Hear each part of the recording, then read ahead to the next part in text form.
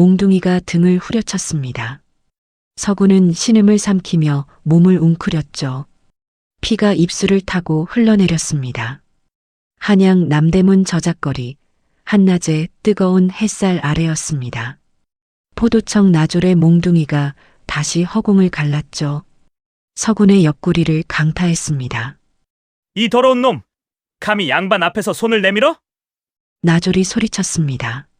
사연 시작 전 구독과 좋아요 눌러주시고 듣고 계신 지역과 소원 성취 댓글 남겨주시면 그곳으로 강력한 응원 하트 날려드리겠습니다. 사람들은 모두 고개를 돌렸습니다. 거지가 맞아 죽든 말든 상관없었죠. 서구는 눈을 감았습니다. 이제 끝인가 싶었죠. 3년간 거리를 떠돌았습니다. 개만도 못한 삶이었습니다. 아버지가 영모에 연루된 양반의 관상을 봐주었다는 죄로 차명당한 뒤였죠. 어머니는 그 충격으로 돌아가셨습니다. 서구는 혼자 남았습니다. 천민으로 떨어져 거리를 떠돌았죠. 그때 여자의 목소리가 들렸습니다. 잠깐, 그 사람 제가 사겠소. 단호하고 강한 목소리였습니다. 나졸의 몽둥이가 멈췄죠. 서구는 가늘게 눈을 떴습니다. 비단 치마를 입은 부인이 다가오고 있었죠. 30대 중반쯤 되어 보였습니다. 얼굴에는 근심이 서려 있었지만 걸음걸이는 당당했습니다. 부인, 이런 쓸모없는 놈을 뭐에 쓰시게요? 나졸이 비웃었습니다. 은전 한 냥이요. 팔겠소? 부인이 차갑게 말했습니다. 나졸의 눈이 반짝였죠. 한 달 봉급이었습니다. 나졸은 흔쾌히 은전을 받아들었습니다. 부인은 서군에게 다가와 일으켜 세웠죠. 갈 수 있겠느냐? 서군은 고개를 끄덕였습니다. 목소리가 나오지 않았죠. 이 부인의 이름은 차씨였습니다. 한양 거상 박무길의 둘째 며느리였죠. 남편 박도령이 3년 전 병으로 세상을 떠난 뒤 홀로 덕성상단을 꾸려가고 있었습니다. 쉬운 일이 아니었습니다. 시아버지 박무길은 여자가 상단을 운영한다며 핀잔만 주었죠. 큰아들 박진사는 융성상단을 운영하며 차부인의 덕성상단까지 삼키려 노리고 있었습니다. 차부인은 혼자였습니다. 매일 밤 장부를 보며 한숨 쉬었죠. 외로웠고 무서웠습니다. 하지만 포기할 수 없었습니다. 죽은 남편이 물려준 상단이었고 딸 주영이와 함께 지켜야 할 것이었으니까요. 그런 차부인의 눈에 거지가 들어왔습니다. 혼자서 맞으며 버티는 모습이 3년 전 자신의 모습과 겹쳐 보였죠. 시댁에서 상단을 빼앗으려 할 때 혼자 무릎 꿇고 버텼던 자신의 모습이요. 거지의 눈빛도 이상했습니다. 맞아 죽어가면서도 원망하지 않는 눈빛이었죠. 체념도 아니었습니다. 그저 담담하게 받아들이는 눈빛이었습니다. 차부인은 알았습니다. 저 사람도 자신처럼 혼자 세상과 싸우며 살아온 사람이라는 것을요. 차부인의 가슴이 뜨거워졌습니다. 저 사람을 그냥 둘 수 없었죠. 차부인은 서군의 팔을 어깨에 걸쳤습니다. 서군이 비틀거렸습니다. 뼈만 앙상한 몸이었죠. 차부인은 서군을 부축하며 천천히 집으로 향했습니다. 집에 도착하자 하인들이 놀라 달려왔습니다. 마님, 이게 무슨 일이십니까? 묻지 말고 저 사람을 씻기고 깨끗한 옷을 입혀라. 상처도 치료해주고. 차부인의 목소리가 단호하게 떨어졌습니다. 하인들은 더 이상 묻지 못했죠. 한 시즌이 지났습니다. 차부인은 숨이 멎었습니다. 더러운 때를 벗기니 완전히 다른 사람이 되어 있었습니다.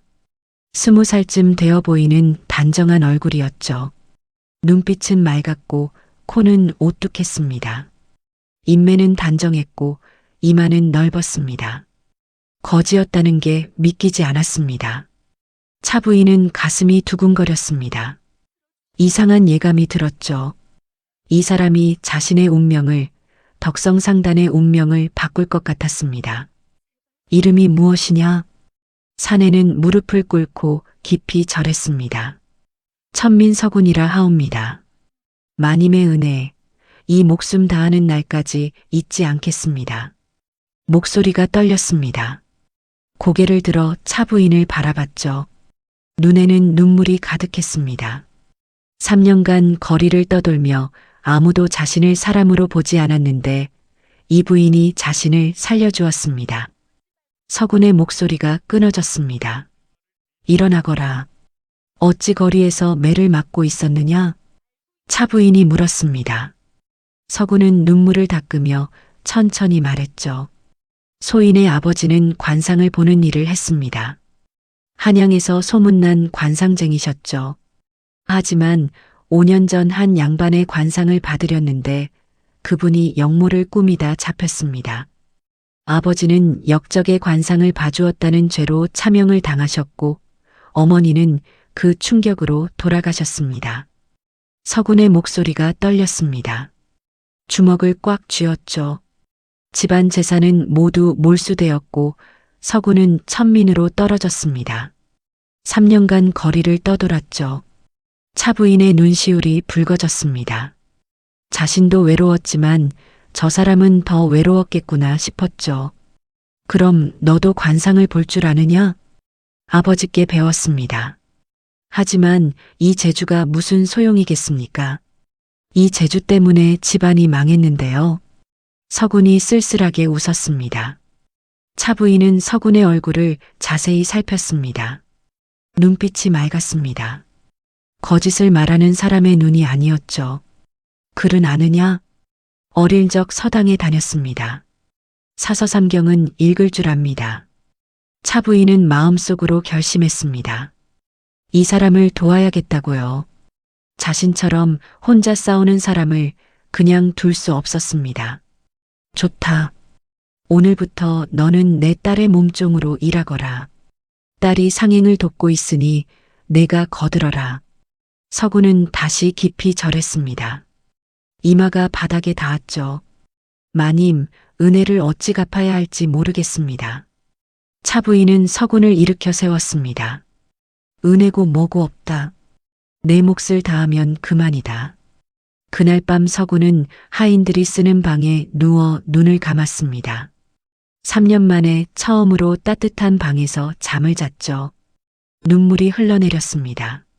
아버지의 얼굴이 떠올랐습니다. 서군은 주먹을 쥐었습니다. 반드시 은혜를 갚겠다고 다짐했죠. 어떤 일이 있어도 마님을 지키겠다고요.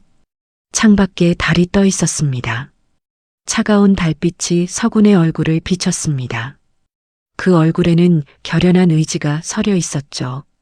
새로운 운명이 시작되고 있었습니다. 다음 날 아침이었습니다. 서군은 일찍 일어나 마당을 쓸었습니다. 하인들보다 먼저 일어나 일했죠. 은혜를 조금이라도 갖고 싶었습니다.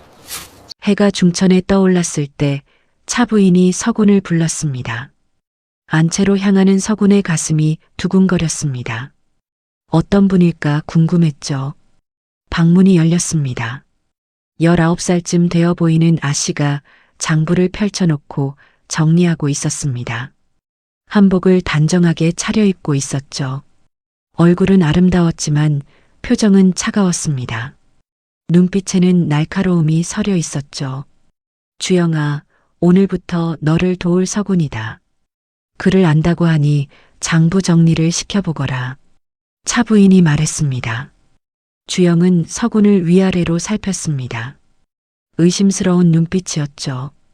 어머니께서 거지를 데려오셨다고 들었습니다.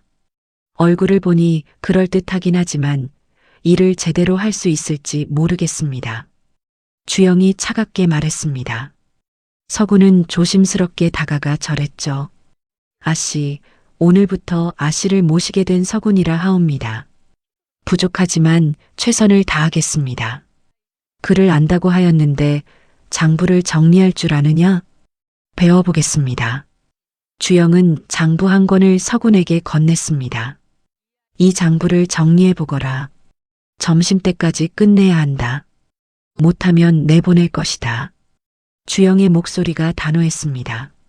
서구는 장부를 받아들고 자리에 앉았습니다.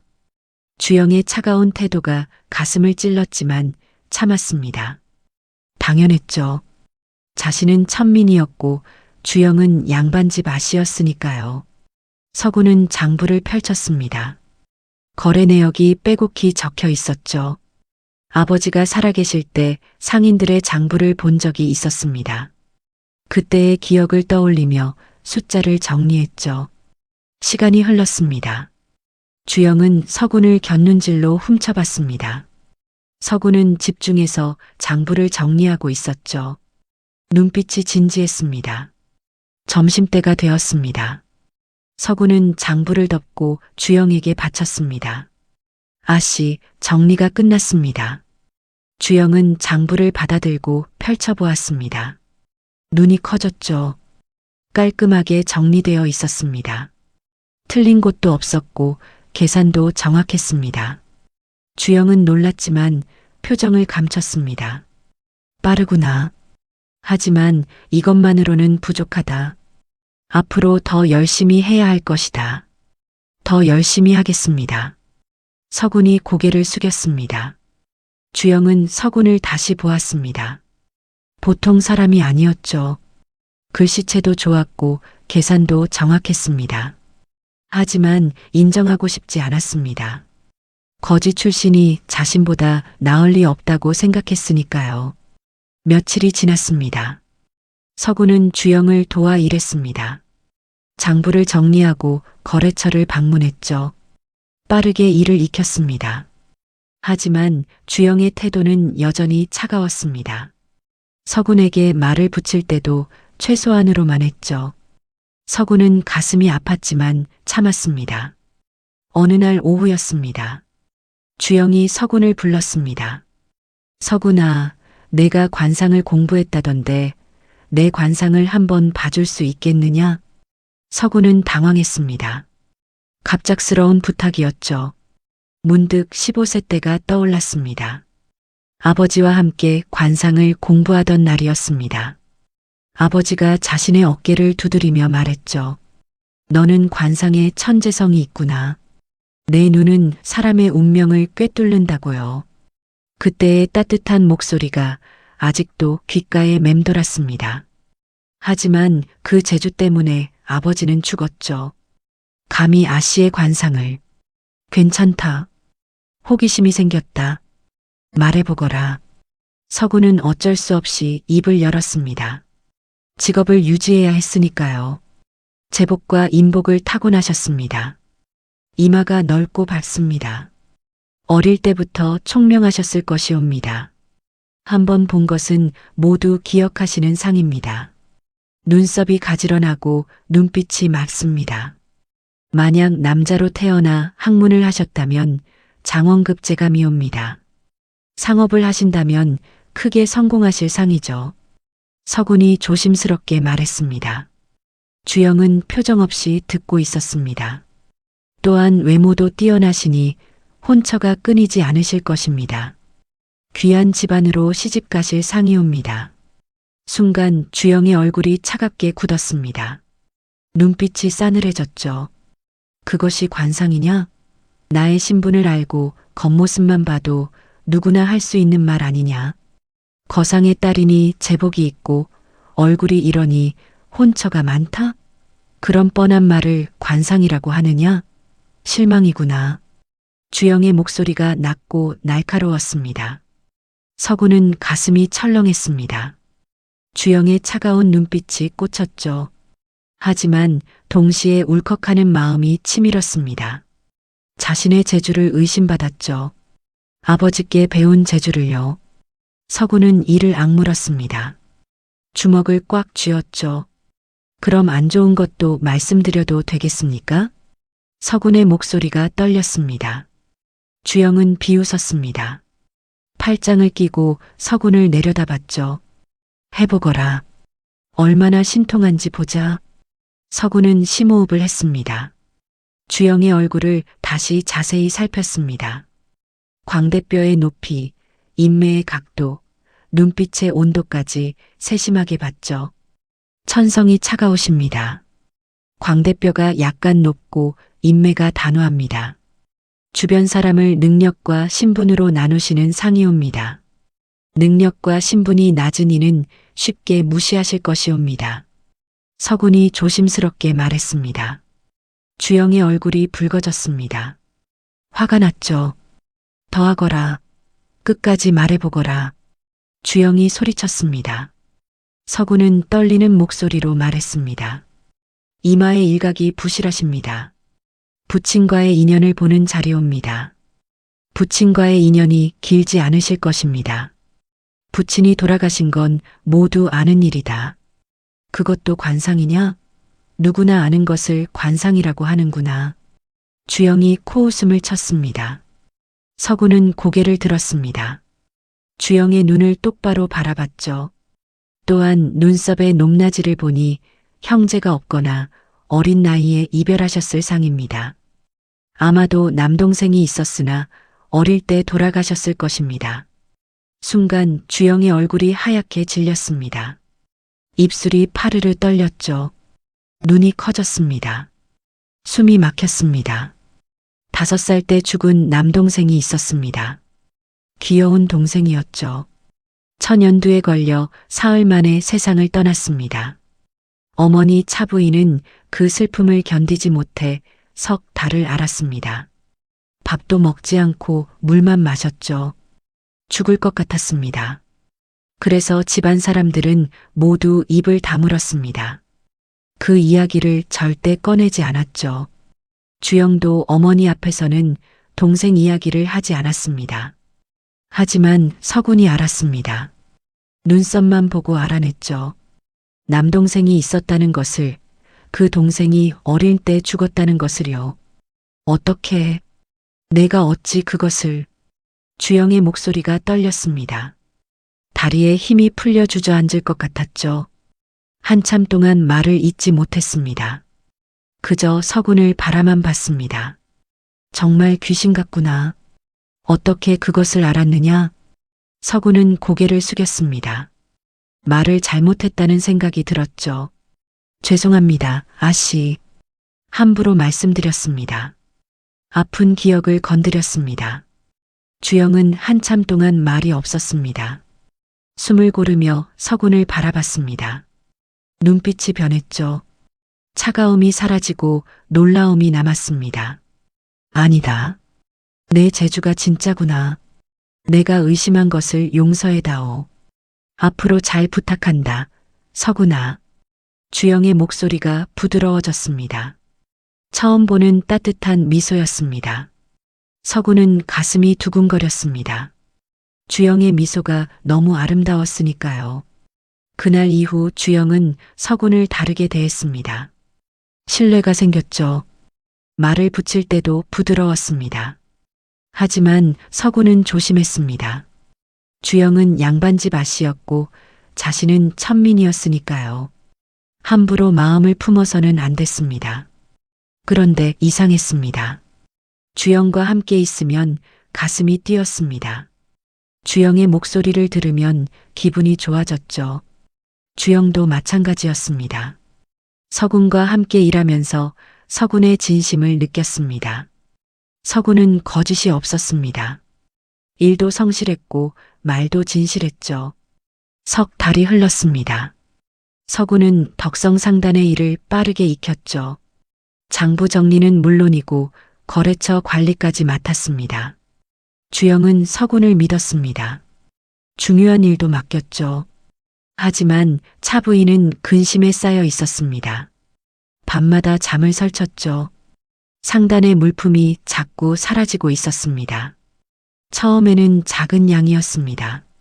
면포 몇 필, 인삼 몇 근 정도였죠.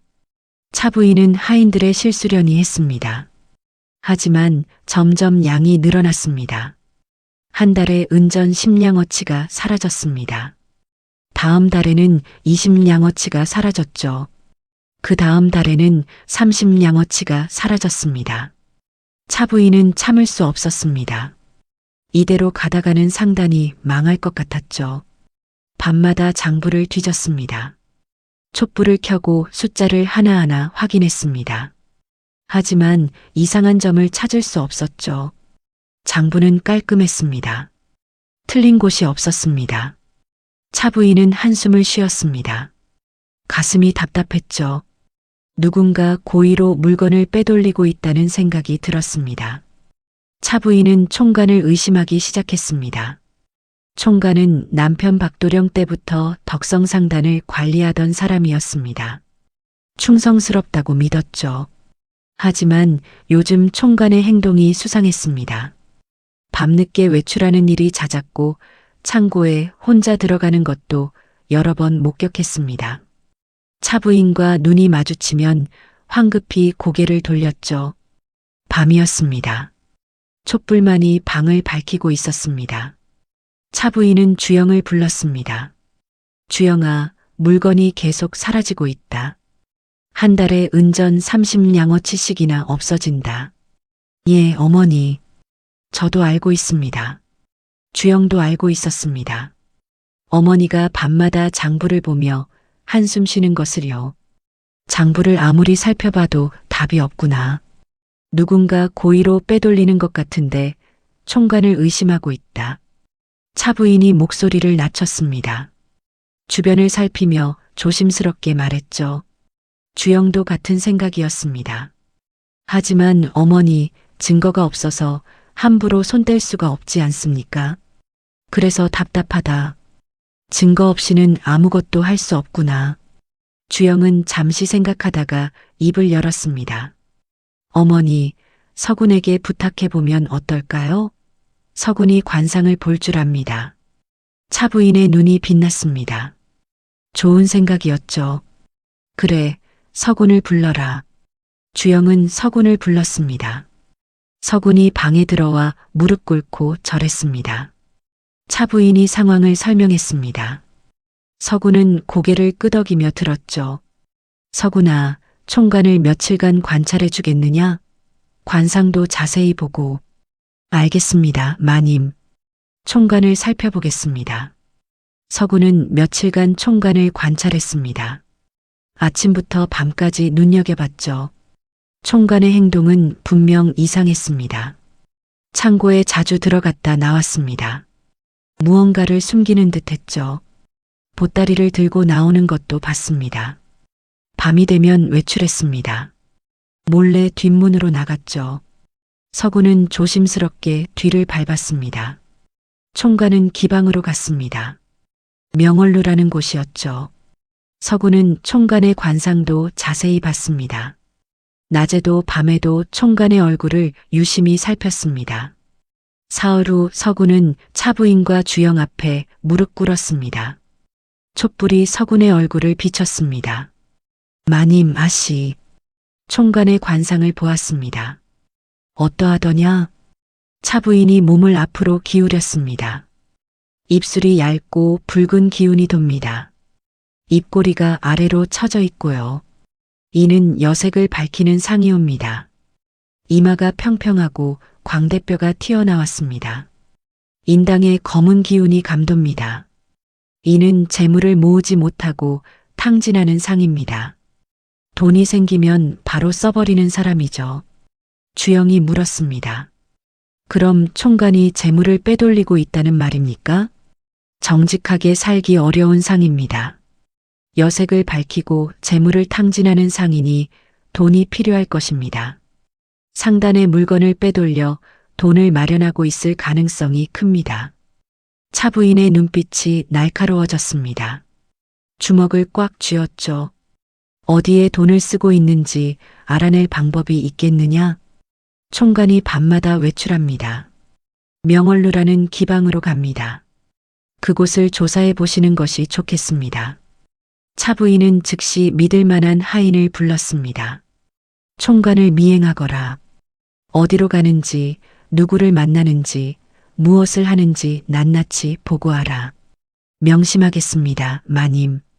하인이 고개를 숙였습니다. 사흘이 지났습니다. 하인이 돌아와 보고했죠. 마님, 총관은 매일 밤 명월루라는 기방에 갑니다. 해가 지면 나가서 새벽에 돌아옵니다. 춘향이라는 기녀와 가까이 지내고 있습니다. 밤새 술을 마시고 노래를 부르며 놉니다. 돈을 물쓰듯 합니다. 또한 춘향의 집을 알아냈습니다.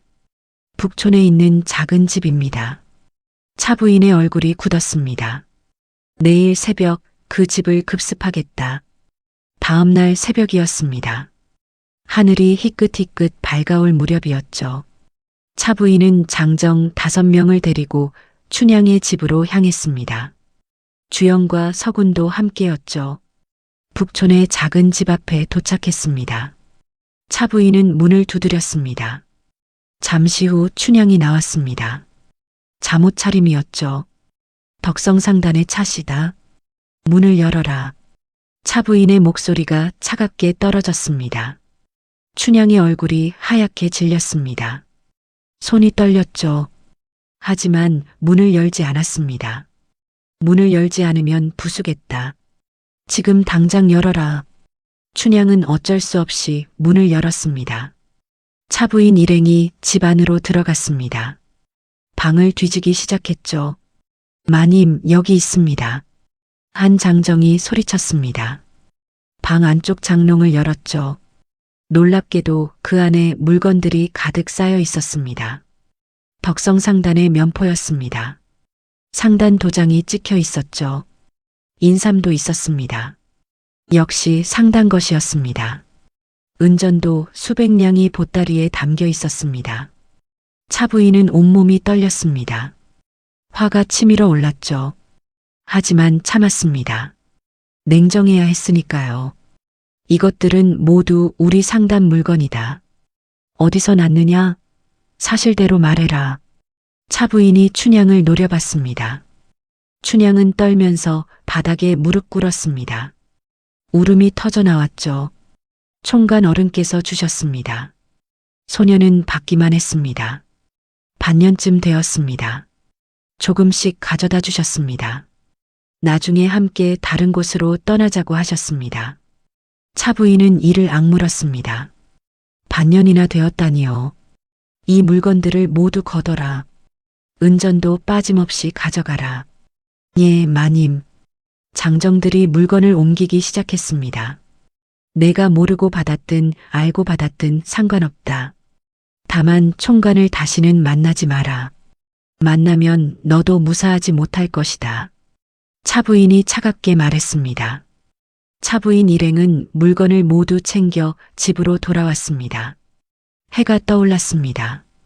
덕성상단으로 돌아오자마자 차부인은 총관을 불렀습니다.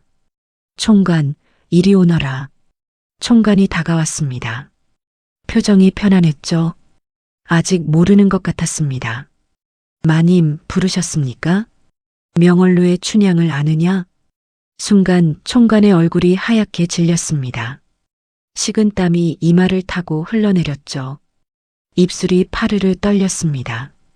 차부인은 가져온 면포를 총관 앞에 내던졌습니다. 이것이 무엇이냐? 춘향의 집에서 찾아냈다. 우리 상단 물건이다. 총관은 무릎을 꿇었습니다. 이마를 바닥에 찧었죠. 마님, 죽을 죄를 지었습니다. 용서해 주십시오. 내가 상단 물건을 빼돌렸구나. 얼마나 오래 빼돌렸느냐? 6달입니다, 마님. 주영이 소리쳤습니다. 6달이나? 얼마나 빼돌렸느냐? 은전으로 치면 300냥쯤 됩니다. 차부인은 총관을 노려봤습니다. 눈빛이 얼음장처럼 차가웠죠. 선친 박도령께서 너를 믿고 총관 자리를 맡겼다. 나도 너를 믿었다.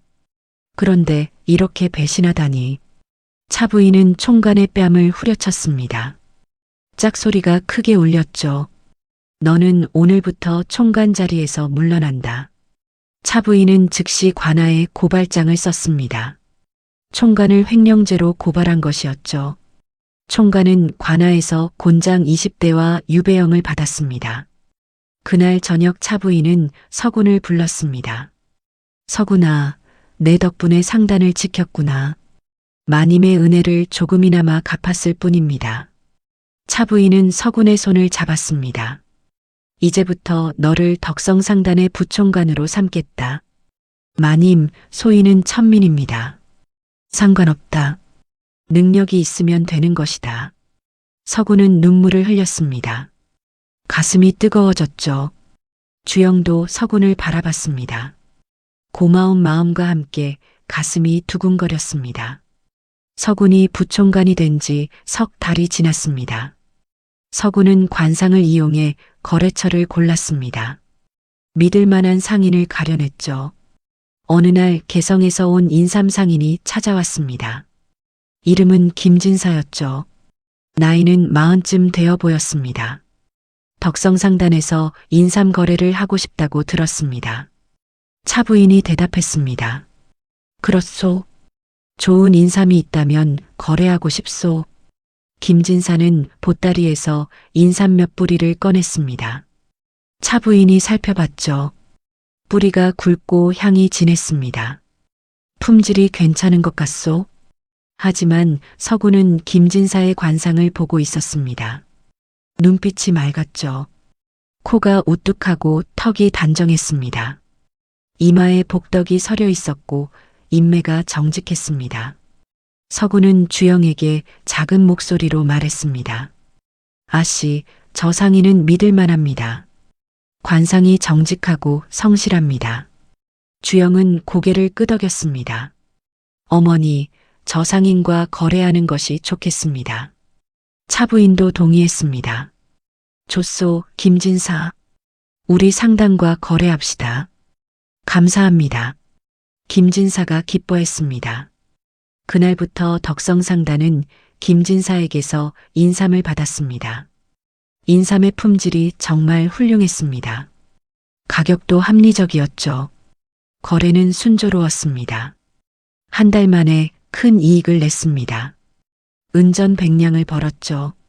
차부인은 감탄했습니다. 서구나, 내 덕분이다.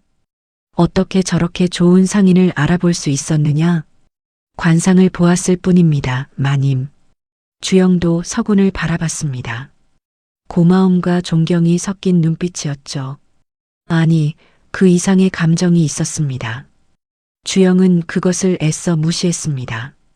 서구는 저작거리를 돌아다니며 상인들을 관찰했습니다. 관상을 하나하나 살펴봤죠. 전주에서 온 면포 상인이 눈에 띄었습니다. 이름은 박서방이었죠. 얼굴이 둥글고 눈빛이 따뜻했습니다. 서구는 박서방의 관상을 자세히 봤습니다. 이마가 넓고 코가 오뚝했죠. 인매가 단정했고 턱이 네모났습니다. 서구는 박서방에게 다가갔습니다. 박서방, 덕성상단에서 면포 거래를 하고 싶소. 덕성상단이라면 한양에서 유명한 상단 아니오? 박서방이 놀랐습니다. 그렇소. 우리 상단과 거래하지 않겠소? 물론이요. 최고 품질의 면포를 대드리겠소. 거래가 성사되었습니다. 박서방의 면포는 정말 좋았죠. 촘촘하고 부드러웠습니다. 한 달 만에 또 큰 이익을 냈습니다. 이번에는 은전 150냥을 벌었죠. 덕성상단은 빠르게 성장했습니다. 석 달 만에 은전 500냥을 벌었습니다. 하지만 평화는 오래가지 않았습니다. 보름이 지난 어느 날 큰아버지 박진사가 찾아왔습니다. 차부인, 오랜만이요. 차부인은 차갑게 대했습니다. 무슨 일이십니까, 도련님? 박진사는 자리에 앉으며 말했습니다. 덕성상단이 크게 성장했다고 들었소. 축하하오. 과찬이십니다. 박진사는 차를 한 모금 마시며 본론을 꺼냈습니다. 융성상단과 덕성상단을 합치면 어떻겠소? 차부인의 눈빛이 차갑게 변했습니다. 합친다니 무슨 말씀이십니까? 두 상단을 합쳐서 더 큰 상단을 만드는 것이요. 함께하면 한양에서 가장 큰 상단이 될 수 있소. 차부인은 단호하게 말했습니다. 거절하겠습니다. 박진사의 얼굴이 굳었습니다. 왜 그러시오? 도련님, 제 남편 박도령께서 물려주신 상단입니다. 함부로 넘길 수 없습니다. 박진사는 목소리를 낮췄습니다. 위협하듯 말했죠. 차부인, 이것은 기회요. 거절하면 후회하게 될 것이요. 차부인은 흔들리지 않았습니다. 후회는 제가 할 일입니다. 이만 돌아가 주십시오. 박진사는 자리에서 일어났습니다. 얼굴이 일그러졌죠. 좋소. 하지만 곧 생각이 바뀔 것이요. 박진사는 쓴웃음을 지으며 나갔습니다. 문을 쾅 닫았죠. 한 달이 지났습니다. 화가 난 박진사는 호조판서 윤대감을 찾아갔습니다. 윤대감은 60대 중반쯤 되어 보였습니다. 얼굴이 날카로웠죠. 눈빛이 차갑고 음흉했습니다. 조정의 실세였습니다. 재정을 총괄하는 호조판서였죠. 박진사 오셨소. 윤대감 날이 부르셨습니까? 윤대감은 차를 권했습니다. 앉으시오. 할 이야기가 있소. 내 조카가 상단을 하나 운영하고 있소. 이름은 영화상단이요.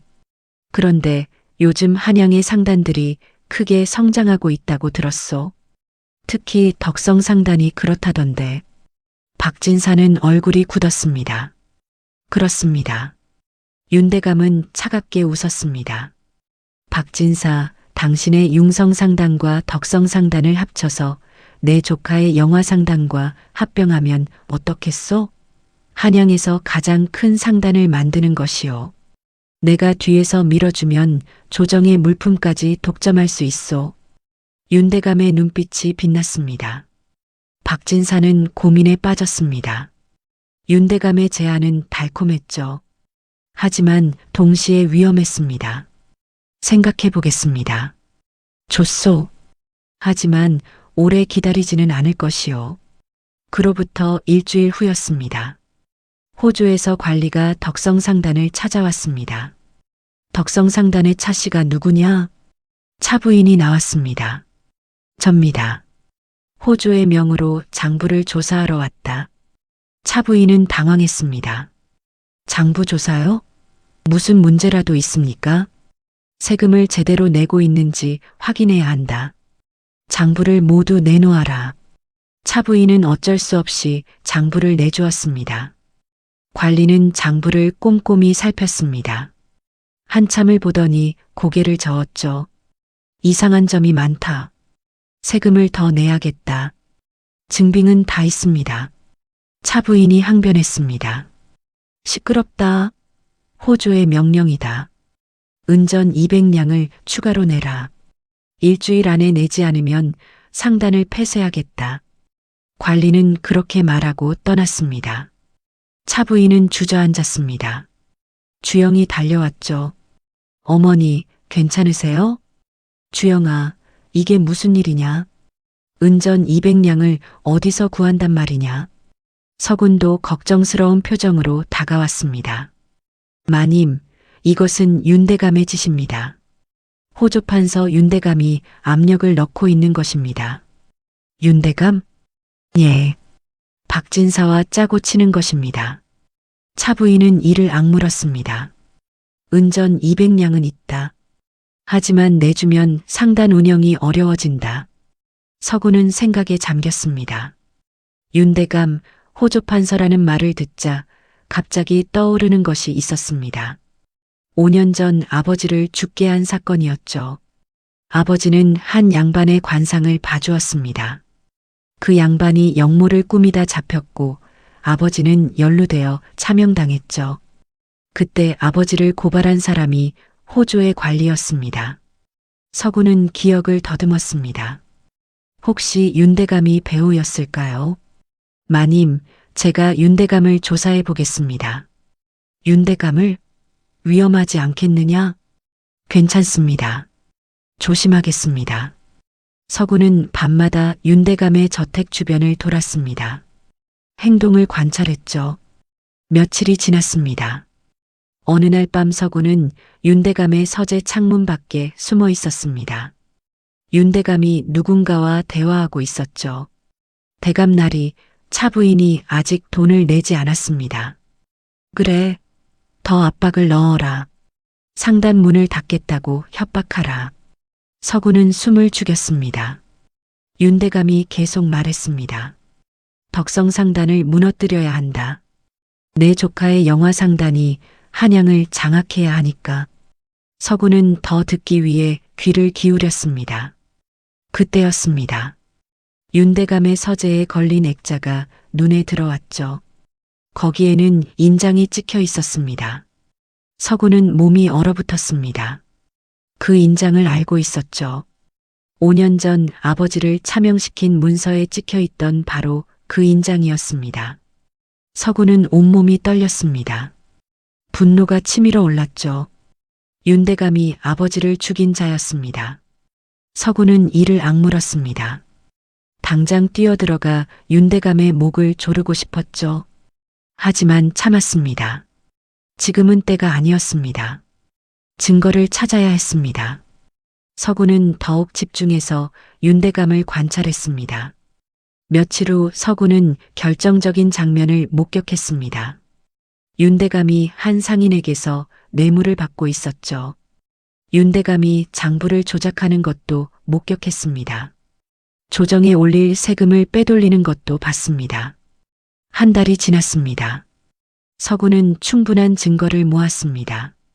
차부인과 주영에게 보고했죠. 마님 아씨. 윤대감의 비리 증거를 모았습니다. 서구는 모아온 증거들을 보여주었습니다. 차부인은 놀랐습니다. 이렇게 많은 증거를. 윤대감은 뇌물을 받고 장부를 조작하고 세금을 빼돌렸습니다. 이 증거면 충분합니다. 주영이 물었습니다. 이것을 어디에 제출하면 되겠습니까? 서구는 단호하게 말했습니다. 의금부에 상소를 올려야 합니다. 의금부는 왕명을 받들어 움직입니다. 호조판서라도 의금부 앞에서는 무력합니다. 차부인은 걱정스러웠습니다. 하지만 윤대감이 보복하지 않을까? 이 증거가 있으면 윤대감은 끝입니다. 걱정 마십시오. 차부인은 서군을 믿기로 했습니다. 좋다. 상소를 올리자. 서군은 밤을 새워 상소문을 작성했습니다. 윤대감의 죄를 낱낱이 적었죠. 뇌물수수, 장부 조작, 세금 횡령, 직권 남용까지 모든 증거를 첨부했습니다. 다음 날 서구는 의금부에 상소를 올렸습니다. 의금부도사가 상소를 받아 읽었습니다. 눈이 커졌죠. 이것이 사실이냐? 예, 나리. 모두 사실이고 증거도 있습니다. 의금부도사는 즉시 왕께 보고했습니다. 왕은 크게 노했습니다. 의금부는 즉시 움직였습니다. 윤대감의 저택을 급습했죠. 윤대감은 당황했습니다.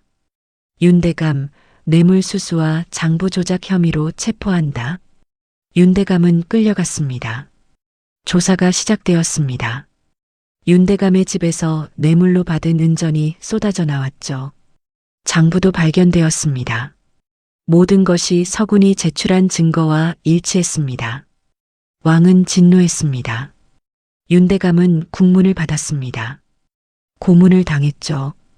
결국 모든 죄를 자백했습니다. 왕은 용서하지 않았습니다. 윤대감은 귀양형을 받았습니다. 먼 섬으로 유배되었죠. 박진사도 연루되었습니다. 윤대감과 공모한 것이 밝혀졌죠.